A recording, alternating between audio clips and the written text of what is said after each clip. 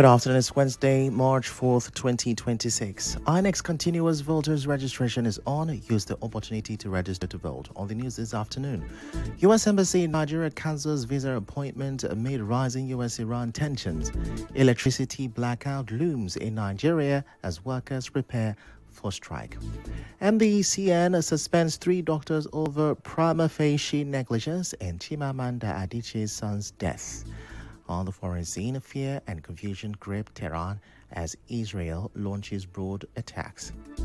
I'm Ifechukwu Muonyili with the news.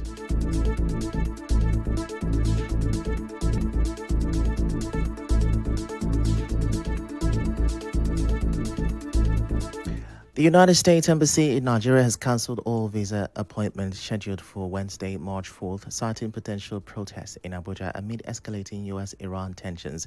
The warning came on Wednesday in the Federal Capital Territory as protests could erupt following reports of Iranian airstrikes and the death of senior officials, including Ayatollah Khamenei.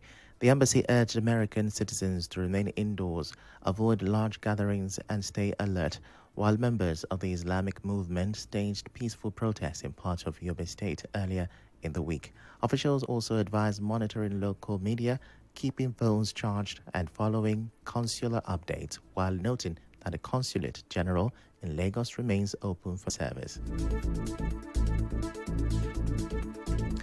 Meanwhile, Nigerians are set for tougher times at the fuel pump and in their kitchens as prices of petrol, diesel, and cooking gas have surged amid the escalated Middle East crisis. Cooking gas now sells for 1,200 naira per kilogram, up from 1,000 naira, while diesel has jumped to 1,300 naira per liter from 1,200. Petrol rose to 939 naira per liter from 837 naira, with fears it could top 1,000 naira if tensions persist. The spike comes as crude oil prices hit $84 per barrel, driven by attacks on Iran by the United States and Israel, and Iran's retaliation, including the closure of the Strait of Hormuz, a key shipping route for global oil. Market surveys in Abuja, Lagos, and other states show filling stations raising pump prices, while Dangote Petroleum Refinery and other depot owners increase the cost of petrol, diesel, and cooking gas by about 100 naira per liter or kilogram.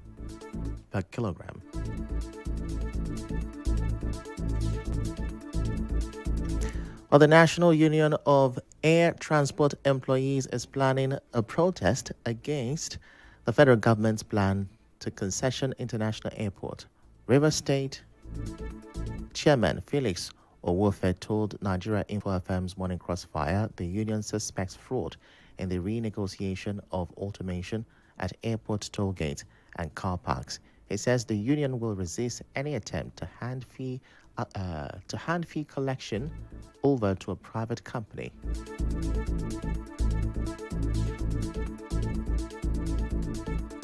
The introduction of this whole thing started with a company that was to install an automation, and it was an agreement between the union and the MD to, 1, automate the toll gate and the car park, and 2, also go cash. These were the federal government policies which FAN has keyed into. But to our greatest surprise, the installer went behind the union, outside the agreement we had with our MD, to now negotiate for concession of the toll gate and car park. Well, the Attorney General of the Federation, Prince Lateef Fagbemi, has formally taken over the prosecution of his predecessor, Abubakar Malami, and his son, Abdulaziz, in a high-profile terrorism and illegal firearms case.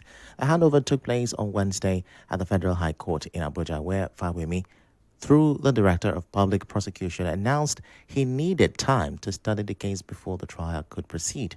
Malami and his son face multiple charges, including abetting terrorism by refusing to prosecute suspected financiers during Malami's tenure as AGF, and unlawful possession of a Sturm Magnum firearm, live rounds, and expended cartridges at their residence in Benin, Kebbi State. And the court had earlier granted 200 million naira bail for each, with two sureties, and Justice Joyce Abdul Malik has fixed March 10 for the trial to formally commence under the supervision of the Attorney General. While away from that, the National Union of Electricity Employees has intensified mobilization of its members nationwide for the strike next week. This follows the expiration of its 21-day ultimatum to the federal government without a resolution of its grievances. The union, in a January 26 letter to the Minister of Power, accused distribution and generation companies of anti-labor practices, wage violations, and failure to remit payee taxes and pension deductions. Union sources say efforts by the Minister to Labor and Employment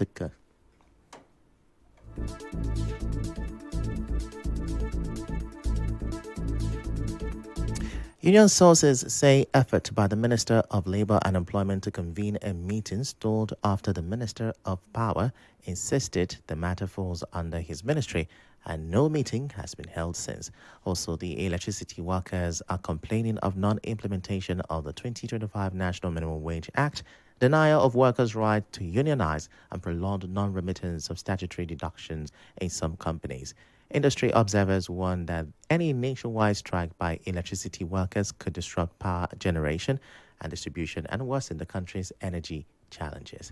Well, back home, Rivers State is set to welcome a new batch of commissioners following the nomination of 9 individuals by Governor Siminalayi Fubara. In a letter from the clerk of the Rivers State House of Assembly, the nominees have been invited to appear before the House for screening. They are required to submit 40 copies of their CVs, photocopies of their academic and professional certificate, and proof of tax payment. The nominees include Professor Datonye Alasia, Tonye Belgam, Professor Temple Nwofo, Dr. Peter Zwago, Charity Demowa, Tamono Williams, Lekuwe Kenneth, Otonye TKD Amakri, and Amariga Edward Hart. River State Deputy Governor Professor Ngozi Odu says women remain central to development, peace building, economic growth, and environmental sustainability in Niger Delta communities. She spoke at the Niger Delta Women Conference organized by the Pan-Niger Delta Forum in Yenagoa, Bayelsa State, where she reminded women of their vital role in nurturing and protecting society. Remain central to the sustainable development, peace building, economic growth, and environmental stewardship in our community. The women are like the mother hen. The mother hen is there to protect the little chicks. When the hawk comes, the mother hen spreads her feathers to protect them. When she picks food from the ground, she doesn't eat, she gives to her children. And these women that are here gathered are like the mother hen. In her remarks, former First Lady Patience Jonathan called on Nigerian women to rise above political differences and push collectively for greater inclusion and representation in leadership. The conference is themed Empowering Niger Delta Women for Enhanced Political Inclusion, Peace and Development. Still in River State, civil society groups and human rights lawyers are calling for urgent action following allegations of intimidation against community members who raise concerns about local infrastructure projects. The controversy centers on Ogadema Mini Uchechi and her mother, Chimela Mini, who claim they were assaulted in Ojoku community after Mini monitored public works in line with her constitutional right. At a press briefing in Port Harcourt, Courage in Seremovu, Director of PLX Center for Civic Education stressed that citizens have a right to hold public officials accountable, describing Mini's actions as an exercise of civic responsibility. As a matter of fact, the legal team is considering the legal implications of the action of the chairman and definitely will take the right necessary legal steps to ensure that the victim here gets justice. He does not have any right whatsoever to abuse her, to violate her fundamental rights. And if you listen to everything she has said, inhuman degrading treatment was meted out to her. You're also looking at the case of attempted murder, trying to use shovel on her. So even assault is minor. The council chairman, however, has denied the allegations. In a statement released by his chief press secretary, Dennis Ezowa, Eugene Epele described the claims as false and misleading. And now stakeholders in Nigeria's oil and gas sector are expressing concern over the potential rise in petrol prices following escalating tensions in the Middle East involving the US, Israel, and Iran, which have driven global oil prices higher. But Hago Zono, chairman of the Petroleum and Natural Gas Senior Staff Association of Nigeria, George Woko, warns that if the crisis continues, Nigeria could face increased cost in buying fuel.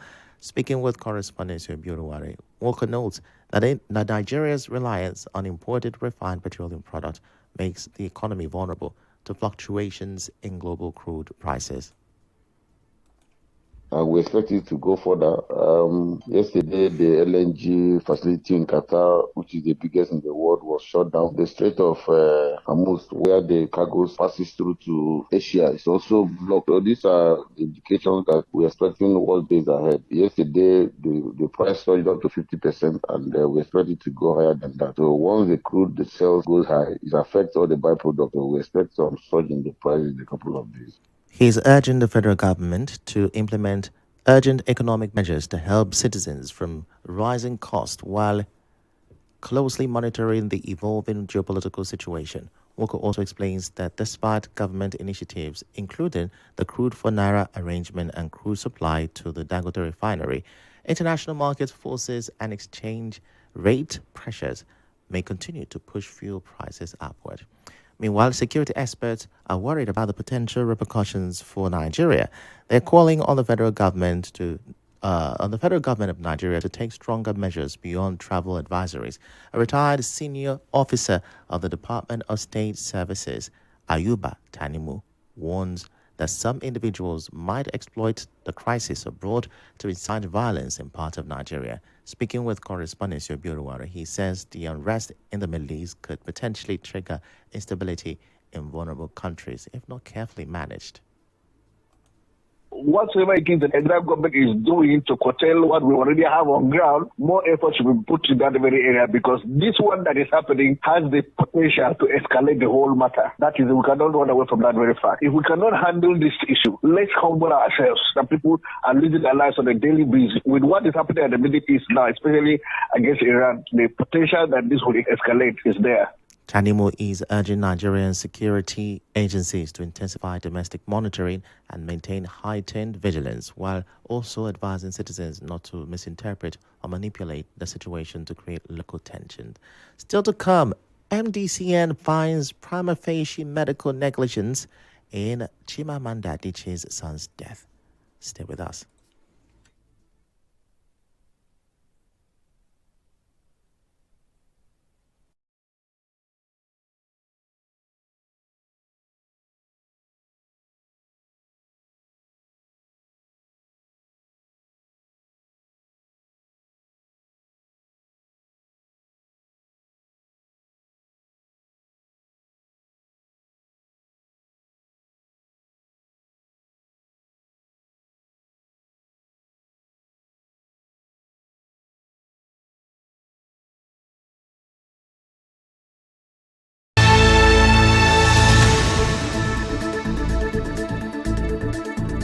Welcome back. Now, the Medical and Dental Council of Nigeria has established a prima facie case of medical negligence and professional misconduct in the death of Master Nkano Adichie Sege, the 21-month-old son of author Chimamanda Adichie, following an investigation triggered by a complaint filed on January 16, 2026. The council found 3 doctors, Dr. Tosin Majikodumi, Dr. Titus Ogundare, and Dr. Atinuke Owache, prima facie liable. Interim suspension orders have been issued against them pending formal disciplinary proceedings. Additionally, professional misconduct was noted against 10 other practitioners from Atlantis Pediatrics Hospital. The cases have been referred to the Medical and Dental Practitioners Disciplinary Tribunal, where a full hearing will determine final liability. The MDCN emphasized that the findings are preliminary and the affected doctors are entitled to a formal hearing before the tribunal.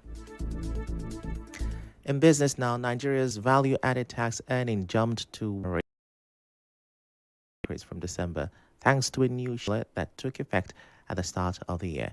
Figures released at the February Federation Account Allocation Committee meeting show that states now receive 55% on net VAT, local government 35%, and the federal government 10%. With Lagos, Oyo, and Rivers among the top beneficiaries, experts point out that while the new formula gives a welcome boost to state and local government, the federal government share dropped by about 21% compared to December, and the cost of VAT collection also rose alongside the higher earnings. Analysts are urging state governments to use the extra funds wisely, highlighting the need for transparency and increased internal revenue effort to ensure that the additional allocations truly benefit citizens. And now the winners, runners-up, and third-place teams of the Nigeria Info I Better Differ Season 5 debate have lauded the organizers for providing a transformative platform. Speaking with correspondent Mopunye Stephen, the student thanked their teachers, supporters, and everyone who guided them from the early rounds to the grand finale. They shared the challenges they face, noting that the intense preparation and pressure pushed them to grow personally and intellectually. Despite the hurdles, the participants described the experience as rewarding, expressing pride that their hard work and dedication ultimately paid off.